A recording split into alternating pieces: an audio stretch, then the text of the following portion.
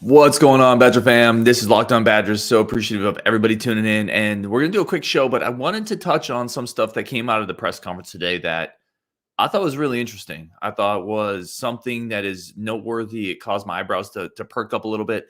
And we got a victory over Minnesota. I'll tell you where that victory came from coming up on today's show. A lot of fun stuff to talk about. Let's go on Wisconsin.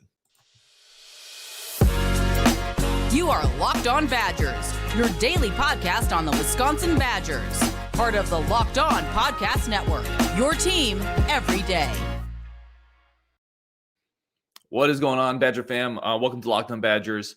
I'm your host, Ryan Herrings, your team every day, multiple times a day if necessary, right, with the latest news cycle. Christian, I already see you in the queue, are popping up on Wisconsin. Yeah, brother, let's get it.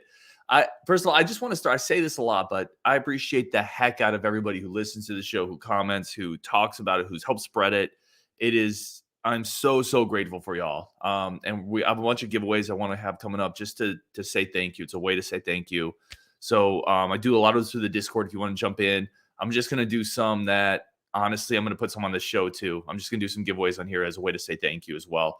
So that's what that is. I wanted to do, this is going to be a quicker show. I got a longer one coming out tomorrow morning. There was a couple things I wanted to rant on that have been annoying me about this thing. So that's kind of tomorrow's show.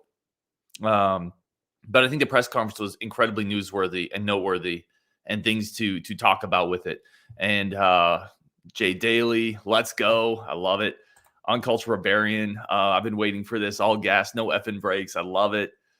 Brian Shetty, hearing rumors that J.O. will be willing to stay. Any merit to this? That's actually one of the things I want to talk about. So we're going to leave that comment up.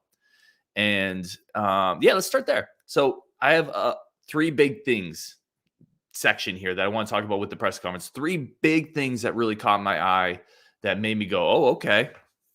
Okay. All right. And the first one is what Brian is referencing here. I thought it was a foregone conclusion.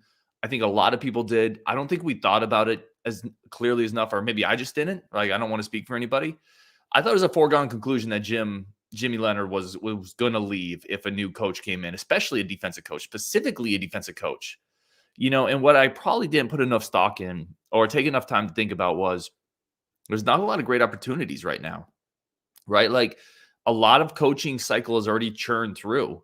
And, it might make sense if, I don't want to say egos like it's a bad thing. Everyone has an ego, right? Like when you say ego, it gets kind of brought into a negative connotation, and it certainly can be. Like Jim Leonhard has an ego. He has his pride, and he did get just passed up for a job that I think he thought he was going to get, that the players thought he was going to get. That's a tough one to come back into, but it could really be a situation where Leonhard really works to set himself up for his next move, right? He could learn a lot from Luke Fickell, come on the staff for one more year, and then, next year's schedule is pretty soft. This Badgers defense could be pretty salty. And this Badgers team could be pretty good with revamped offense. I'm just saying, hypothetically, if things come together. I'm not trying to be too pie in the sky here, but Jim Leonhard's stock will be pretty high next year is what I'm saying. So it might make some sense if the personalities work and it's not too awkward and it's not too weird, that he comes back for one more year, learns under Fickell, and then next year he kind of has more of his choice of spots. Like right now, it feels like it might be a bit of a rush, chaotic decision if he says, yeah, I'm just going to go here, right? Because he's been gearing for this one thing this entire season since Chris left. I'm going to be the head coach. This is what I'm working for. I have a vision for this program. That ship has just been, the mainsail of that ship has just been torn asunder, and he's been sent off course. And I think you may want to take a second, reset. And again, Jim doesn't need any advice from me, obviously. I'm just thinking along. I'm wargaming this thing out. Maybe it makes sense for him to take a second, step back, take a year. Maybe it's a year off of coaching football too, by the way. But take a second, learn from Coach Fickell, have another great defense, and then really have his pick of the litter to some degree. So that would be incredible. Would it work? I see you, Chris. Would it work? I don't know. I think it would. Originally I thought there would be too many cooks in the kitchen defensively, but I think both of those dudes are really good football minds. I think they care about the right things. I think they're built from a similar cloth. And if it works, Can you imagine the defensive conversations those two would have game planning for an Ohio State game that's going to be at home in Madison, right? Think about it. Think about getting Leonhard and Fickell and whoever else they have on the defense staff together to game plan for a game like that. There's upside there. That's all I'm saying. I don't want to get ahead of myself. That, like I said, I have a few things from this press conference. That was the biggest one for me. It was like, yo, Leonhard might stay. Like, it's not a foregone conclusion he leaves. I'm interested in it. Yeah, interesting stuff. Bo Dragon says Leonhard stays, takes over in 3 years when Day gets fired. And Fickell, he says Pickle, but Fickell goes to Ohio State after Day loses to Michigan 5 in a row. Listen, there's certainly a scenario where Jim Leonhard still ends up becoming a head coach of the Badgers, right? Multiple years down the road. Like Chris left and came back. A lot of coaches leave and come back. People think people think Luke Fickell will eventually go back to Ohio State. That stuff happens. It's not the craziest thing in the world. Chris Hart, friend of the show, all over the Discord, by the way. I love Chris. JL could learn a lot from Fickell, expand on his schematics, and improve as a coach. Yeah, like this is the thing that I didn't think about, and that's my fault. I sometimes get too reactionary. Like I do. Like I'll be honest. I never blow smoke with y'all. Like I'm honest in my flaws. I try to be anyway. But yeah, like this could be a great opportunity for Jim Leonhard to learn under a guy who was an interim coach, who's coached in a lot of places, who's been to the playoffs. Jim Leonhard obviously wants to be a head coach. What a great opportunity to continue building his resume. And again, I'm just looking at the pragmatic side of this. There's personalities involved and it just may not work, but it's interesting. Jay Daly, Leonhard is under contract for $1.5 million. Yeah, that's a lot of scratch. No doubt there. Let me get to the other thing that will really, it was more validation for me, but the contract details for Luke Fickell were released, almost $8 million a year. Okay. And Chris Mcintosh, by the way, Chris Mcintosh looked giddy, right? Did anyone else see that? He's on the side and he is just, there's points where he's like, it felt like he wanted to explode in happiness. I kept thinking of a Chris Farley scene where he's just all pent up and enthusiastic. Like he is so happy and totally on board with how this transpired. Like his vision came to fruition, right? So I'm super stoked about that. Mr. Big Jam 88, I appreciate it, man. He said, new subscriber, thank you for keeping us all updated. I love your opinions. No, I appreciate y'all, man. I really do. I've already said it once. Everyone who listens to this show, I'm so appreciative of. So thank you. The reason it's a good show, and the reason I think it's a good show, and the reason I think it works is because we get tons of great people commenting, listening, building community. We have great guests. It's much more a reflection of all y'all than it is of me. But yeah, so Mcintosh, like I said, the salary was $7.5 million, $8 million. And then he talked about NIL, right?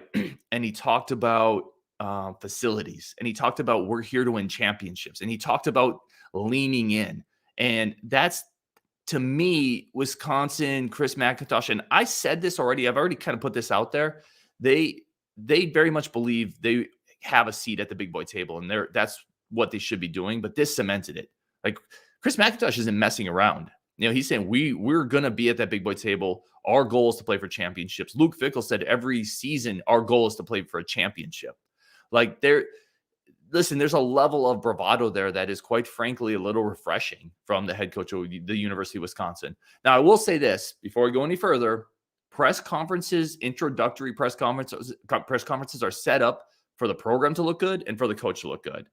So, let's just be clear: these things are supposed to come off well. They're supposed to paint both the program and the coach in a good light. But even then, Luke Fickell won the press conference. He looked great. What's up, Brendan? I see you. New sub since the firing. I love it. Listen, that's one of the things I want to talk about. We had a bunch of new subscribers. Brendan O is one of them. One more thing I want to get to here, big picture, and then I want to talk about how we crushed Locked On Gophers in the subscription battle. So listen, we didn't get the axe, but we won the Locked On Battle subscriber axe. It's I know it's not nearly as important, but at least we beat them in something, and I appreciate that for at least letting me not lose to Minnesota in that battle. Let's talk about the other thing, the last thing that kind of caught my eye. Luke Fickell was talking about what his priorities are. Like, what do I need to do right away? A couple different media members asked him that. And I think this is a quick glimpse into the way he views what the lifeblood of a program is. He said, recruiting. I'm bringing two of my recruiting guys back next week. My first goal is to get on the horn with the 2023 kids. They're like, did y'all see that? Like it took them no seconds to pivot to, we have to recruiting guys coming in, talking to the 23 kids. That's a big priority. And it's just so nice. It's what we speculated. It's what we've heard, that this dude is a recruiter. Like he lives it, he breathes it, he believes in it. He's got dudes that have cut their teeth in it, and they are coming to Madison, and they are going to sell this program in a way that it hasn't been sold in a while. And that's not to take any shots on anybody previously, but it's going to be different. And we'll see if it works. Again, press conferences are set up to make everybody look good. So let's just be very clear on that. But that being said, they still looked really good. So coming up, I'm going to take a few more comments, a few more finishing things. I do want to talk a little bit about, again, Chris Mcintosh. I want to talk a little bit about what I think they're going to do inside the state of Wisconsin for recruiting. I'm really excited about this, y'all. I'm really, really excited about this. But first, today's show is brought to you by our good friends over at Omaha Steaks.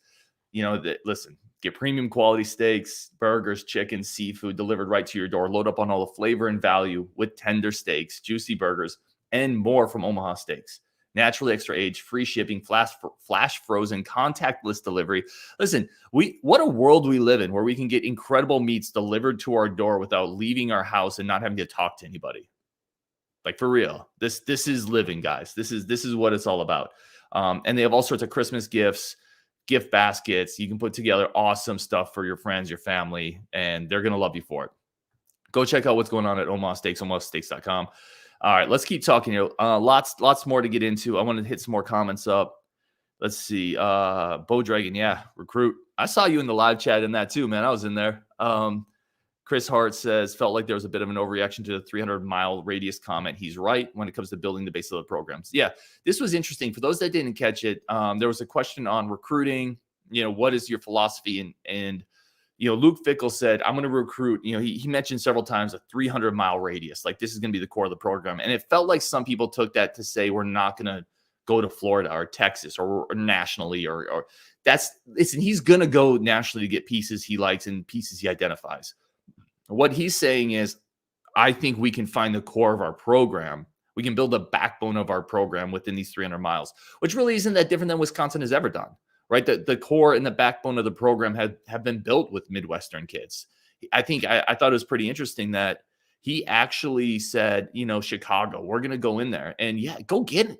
You can make a living in Chicago every year if you're Wisconsin, if you have an aggressive coaching staff and you sell a vision. You can go to St. Louis. You can go to the cities, and that 300-mile radius. I mean, this is kind of where I wanted to pivot to. He is going to recruit the heck out of the state of Wisconsin, right? He talked about the places that have built this program. He talked about the foundation of this program, right? This is the bedrock of what Wisconsin is. And he said, this is a key word now. But if you're listening to him, he said, roots run deep here. Foundation is built. Culture is so strong. We are here to enhance. Okay. That enhance thing stuck out to me because again, I'll say this for the last time. You never really know at the press conference, right? Everybody's on their best behavior. Gary Anderson had a great initial press conference too, but I think he's going to come in here. He's going to recruit the heck out of the state of Wisconsin. And the word that he used, enhance, I think is very apropos, right? He's not coming in here and he said it with the defense too. There's a question about, are you going to run the 3-3-5? This has been more of a 3-4 team at Wisconsin. And you know what he said? He said, it would be silly to come in here and dismantle, and I'm paraphrasing because I don't remember his exact quote, but it would be silly to come in here and dismantle something that's worked so well. We're going to come in and we're going to enhance. And yeah, I'm all about it. Y'all know I've been all about this hire for a while. You can do that and still feel bad about maybe Jim Leonhard, how you wanted that job to maybe go that certain direction. But there's still a chance Leonhard might come on this staff, which that is a home run. Straight up. That if you compare Fickell coming in with a culture shakeup and keep Jim Leonhard, yeah, good night. Like give me the over on whatever Vegas puts out next year and call me a homer. I don't care. I am a homer, but give me the over on whatever Vegas puts out next year. They're going to run through the West if that happens. Let's see. A couple more comments here. Let's get to them. Let's see. Bo Dragon, the difference between good coaches and bad coaches is usually recruiting. Yeah, you're probably right. I don't know. So I think we have seen good coaches fail while being good recruiters, though. So I think it's just a balance, right? There's always, it's never one thing or the other, but yeah, recruiting is, I think, the biggest part of that. I would agree. Mitchell Bilak, man, I really want Colin Dixon back. His film is nuts, and he'd fit right into Fickell's wheelhouse. Those are going to be interesting conversations, right? The players, he's referencing Colin Dixon, the receiver that decommitted, putting up a huge season, physical after the catch, tough to bring down. Those are really tough conversations for those kids, right? Because they don't have much time. Those players don't have much time to make decisions, and other coaching staffs have been on them for much longer. Like Dixon has had other coaching staffs after him, right? So I would love him back too. I don't know how realistic any of those are. Let's see. Bo Dragon, again, I love it. Will the heat from that wood stove mess up those helmets? I've thought about it. I hope not. Yeah, I'm very much, for those who don't know me, because I try not to talk much about myself in the show, because I don't think people are really here for me. I think they're here for the Badger stuff, right? So I try not to have any nonsense in terms of anything I have really going on in my life, because yeah, you can go other places for that. I'm not interesting enough. I'm here for Badgers talk. That's what we're building. But really quick segue into me. I am very quick to just do things. I don't put a lot of thought into stuff. Like I will just jump and try something, and not a lot of foresight at times. So I hope the helmets are fine. So far, they've held up. Let's see. Brian Shetty, this is the same comment we had with Dixon. Do you think some of those recruits that decommitted may recommit with Fickell? So Jamel Howard and Tretch are interesting because they came back. Like Howard was back on campus for non-official. I would love to get Howard back in the fold, Jamel Howard. I know a lot of people are super into some other pieces. Roderick Pierce, Christopher Turek just decommitted, went to Notre Dame. Howard has always been like my favorite underrated commit in this class because he fits such a need on a defense. Both Leonhard and Fickell like having that big defensive tackle up front, and there's just nobody like that on the roster right now. So I don't know. I'm going to get John Garcia Jr. from Sports Illustrated on this week, and I'm going to ask him specifically about some of the decommitted guys. So I'll get you more answers on that. Let's see. Slim Lewis, Cade McNamara entered the transfer portal. He'd be a perfect fit at UW. Yeah, I don't know. Like Slim, man, I love the sport. I don't actually like McNamara's game that much. Now upgrade over Mertz, yeah, and no matter what, you need depth in the portal, so I get it. I'm just never been the biggest fan of his, but listen. You got to get bodies though, right? To your point, you got to get bodies in the transfer portal, and you have to build depth in that quarterback room. I don't think Mertz comes back next year. I saw a question coming up on that. I don't think Mertz comes back next year. Like why would he, right? So let's flip this to Mertz really quick, and let me preface by saying I actually kind of like Mertz. I've defended him more than most. I like the fact that he's pretty accountable. I don't think the Wisconsin program has done him a lot of favors in terms of player development, putting the right pieces around him, play calling. I think he was probably kind of sold a bill of goods, to be honest, which is recruiting, by the way. But I think he was probably sold a bill of goods in terms of, yeah, come in here, we're going to throw it around more with great receivers. And then he got here and it was just kind of like right? He bought a used car, and the used car was a lemon. The offense was a lemon. And so all that being said, he's become kind of a whipping boy for Wisconsin fans is where I was going with this. And I don't see the upside for him personally, maybe coming back. Like, why would he? He can go somewhere else, start fresh, not have an entire fan base angry with him, and not kind of have that pressure of being that 4 or 5 star kid anymore. So that would be my guess. I have no inside information on that. Zach Bartz, 300-mile radius could be Detroit. Great point. St. Louis, Minneapolis. There is a loaded 24 class, which we've talked about a lot. 300 miles is a lot of talent when you draw that circle on a map. And but he's still going to go outside that. I think some people took that in terms of like, he's not going to look nationally. He's intelligent enough that he's going to look nationally. I have no concerns about that. He is lauded almost universally among recruiting analysts, recruiting sites, other coaches as a guy who gets recruiting extremely well. So I'm not concerned there. Let's see. Oh, man, so many comments. I was just going to do a quick show, but I love you guys just throwing all this stuff in here. I love it. If JL stays, imagine him with a Sauce Gardner type defensive back. That's just absolutely lethal and unfair. That's from Zach Bartz. The only issue is there's not many Sauce Gardners out there. I don't think they got another one coming in this year. But again, you can just picture that how good that staff could be, right? If Fickell and Leonhard are able to coexist in a cohesive and productive way. That's 2 defensive geniuses bouncing ideas off each other. And it may give Wisconsin really the best chance they've had at beating Ohio State in a long time, having that kind of defensive IQ. I'm interested. Let's see. Mr. Pinapster. Man, I butchered that name. I apologize. He said, I believe that's possible with Luke Fickell, Jim Leonhard, as Jim Leonhard was very empathetic about culture change. So it'd be interesting to see how those talks go. And that's something I mentioned with Jim Leonhard is Leonhard talked about how the culture needed to adapt and change. He actually said tradition doesn't die when you adapt. And it's interesting that we brought in a new coach who is now also harping and talking about Wisconsin's culture as something that doesn't need to die or go away. So in many ways, Leonard's own words foreshadowed this coaching decision, which is interesting to me. Man, there's so many good comments in here. Let's see. Yep. Matt Honschel, 7-year contract. Matt gave him 7 years. Or I think that's what he said, right? It's 7 years, I believe. Maybe I'm misreading that comment. Either way, the financial outlay to this is big time. Like Wisconsin stepped up financially, and they kind of put a flag in the or they staked the flag in the ground and said we're going to try to compete. Now, the other thing I'd say, and I might wrap up here, and Brian Shetty kind of saying the same thing. Mertz was definitely a favorite whipping boy. Jay Daly says Mertz is gone. I think we'll see Burkhead in the bowl game. That's a great point, Jay. I think we will too, because why not? Why wouldn't you play him? But what I was going to say about McIntosh and money, we're spending more money. It looks like we've made more of a financial commitment. That doesn't always mean you win, right? We've all seen baseball teams with incredible payrolls that lose, right? We've seen basketball teams with crazy payrolls that lose. We've seen colleges that pour money into their college football programs and don't get anywhere. We've seen them in the Big Ten do that. So, like, the money's great.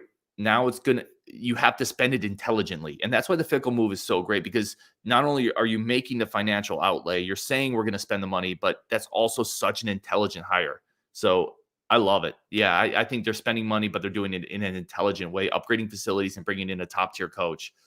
It's awesome. I'm all about it. Zone 6, do you worry about Fickell leaving when Ohio State fires Day next year if they lose to Michigan again? I don't. See, that's the thing. And I think I'm on an island on this one, but I grew up in Cumberland, Wisconsin, which is the island city. So maybe that's just normal for me.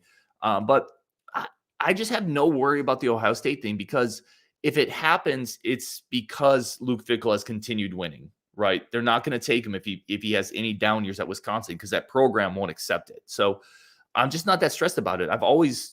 We just have to accept Ohio State is the hottest girl at the dance, right? That's the fastest race car on the racetrack. And they're always going to be able to poach from people, whether that's us or someone else. So if they get to the point where they want to poach, our coach, that means our coach is doing really well, which also means that this was the correct hire, because you hire the best person. And if he leaves, he leaves. And if he leaves after doing well, he's elevated your program and you're even more marketable to the next coach. So trust me, Zone 6, I get it. I would rather have bring a coach in that's great and he stays for 20 years. But realistically, if you have to pick one or the other, right, bring in a proven great coach that may leave, or take bigger risks on someone that you're not sure on. I'm going to take the former, and I'm just going to say, listen, just crush it while you're here. And if Ohio State's your dream thing, that's your dream thing, right? And you're not going to get that unless you crush it while you're here. So that's where I'm at on that one. But I get it. I get the other perspective on that. I really, really do. Uncultured Barbarian, Fickell may dislike PJ Fleck more than I do. That's a bonus. Uncultured Barbarian is like one of the best people on the show that always has great comments. I've said this before, and I almost hesitate to say it, so because I know people are going to probably unsubscribe. I actually don't hate PJ Fleck, not nearly as much as most Badger fans. I think I don't know. I hope don't unsubscribe, y'all. I won't turn this into a PJ Fleck thing. Let's see. Play Connor Seagen at quarterback for the bowl game, Bo Dragon. It is a Seagen season. I'm all about that. Zach Bart says turn Cole LaCrue, or I hope Fickell's staff turns LaCrue into another Desmond Ridder. Just so much optimism with this hire. I think that last part is the biggest thing. There's so much optimism with this hire. Doesn't it just feel like this program got a push in the back in the right direction? Like got some wind in the sails, there's just something here that feels different. After that press conference, he owned the moment. He's he's just so into what he believes in. Like you can tell his vision it's proven, it's ironclad. He knows exactly what he's looking for. And by the way, did anyone else catch they had this like short list of places for several years now that they thought, yeah, I could go there if it opens up, and Wisconsin was on that list? That's super interesting to me, because it's more of a cultural fit, a family fit, than just a football fit. which actually makes me think he might stay around for the long term, right? So I thought that was really interesting to me that he talked about, we've had conversations in the past about, places that if they opened up, we would be interested. This was one of those places. And he also said that list wasn't long. So again, press conferences make everyone look good. Everyone's on their best behavior. Everyone loves each other. But I thought that was interesting. Let's see. Definitely some possible flips. Matt talked about Drogosh, which is their 4-star quarterback. Big kid, big kid, really good arm, 6'4". Snowden was a cornerback we were after. Long arms kid, really, really nice prospect. And then Carter is a defensive or outside linebacker that committed to Cincinnati that April was starting to work on trying to flip. So there's some guys that are going to flip 100%. It's going to be interesting to see that. We're going to have so many live reaction shows, y'all, when players flip, when players leave, when coaches get hired. Zach Bart said, "Don't hate PJ Fleck, ? Blasphemy. Boat boy cries while watching the Titanic and while watching Fickell own the X for another 15-year stretch." Listen, I'm all about the last one. Like, don't make no mistake. I hate that state. Okay. I've told y'all before, I was teaching my young son that state didn't exist. And eventually I had to tell him the truth because I didn't want to go to school and fail geography. But so I hate that state. All I'm saying was Fleck, and this is the only time I don't want to turn this into that, but I feel like I need to give you some context. All I would say with Fleck is I get what he's doing. Like, he's not appealing to us, right? I find him annoying, but he's appealing to 18 and 22-year-old young dudes. And those dudes buy into hype. They buy into that stuff. So I get it is what I'm saying. I wouldn't want to go on a canoe ride with them, though. Let's see. But a couple more comments here. Strap up. It's going to be a wild 30 days on roster management from Matt. Yeah, listen, the next 30 days is going to be as wild a roster turnover as Wisconsin has ever seen on the football side. Maybe except for when Barry Alvarez came in and 30 people ran out the door because he was too hard on them, right? It is going to be insane. We're going to lose a lot of I don't even want to say a lot but you're going to lose probably 10, 12 players. We're going to sign a class. We're going to have transfers from Cincinnati. We're going to have an entire new coaching staff come in. It's going to be wild. It's going to be fun. It's going to be enjoyable. I can't wait for it. Let's see what else we got here. Wes Mullenix says, "I've been disappointed for years. I hope next year's a step in the right direction." I think it will be. Now, we need to be fair too. Next year, albeit with a weak schedule, there's still going to be a whole new staff, a lot of pieces to fit in. There's going to be some hiccups and bumps in the road. This is not 1 year away from competing for a Big Ten title, even with a really good coach. But I think it will be a step in the right direction next year. Let's see. All right, I think we'll wrap up there. I got more comments. But I didn't even want to make this too long of a show. I just really appreciate everyone tuning in. I didn't even know it's 11:30. I didn't even know if anyone would be able to jump in or not. I really do appreciate y'all so much. Like I said, we have some giveaways coming up. If you're in the Discord, all you have to do, I randomize names and we're going to give stuff away. We've given away a 3D, a Lego set of Camp Randall. We've given away a Badgers box of football cards with multiple autographs in it. We got an autographed helmet coming up. I won't tell you who yet. We've given away some really amazing granite slate coasters that have the greatest Badger plays on them, sketched in them. So it's just a way to say thank you. I really do appreciate all y'all so much. I'm going to get going to edit this up. Another show coming up tomorrow, and then another one probably tomorrow night after the basketball game. That will be with Rajiv. And I will throw that. I see Brandon talk about the Discord. Let me throw the Discord link in here if you guys don't have it, because I can do that really quick while this is up. The other thing I would say, this is a good opportunity while I have y'all on. If there's anything you don't like about the pod, let me know. Send me a DM. I'm always trying to make it better for really just for you guys to build the community. So if there's things you like, don't like, there's things you want to see more of, send me a DM on Twitter. Send me a DM in the Discord if you're in there, and let me know. Honestly, I'm all about trying to make the show better for all of y'all. So with that, I will send this invite. That's going to go in the Discord, and you should have it now. There we go. Sorry, it took me a second. There's a Discord link. The Discord, if you're not familiar with Discord, it's just like a free forum. You have to sign up for it, but it's free. We have a bunch of discussions in there, and we do free giveaways in there. And with that, I appreciate y'all so much. We're going to talk again tomorrow on Wisconsin. And yeah, this is a fun day. This is a great day.